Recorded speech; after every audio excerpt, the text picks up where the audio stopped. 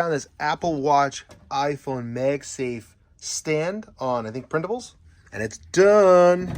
Let's take a crack. 3 pieces. And now we just got to see if it all fits together nicely, which it should. All right. That's in there snug. And then finally this one.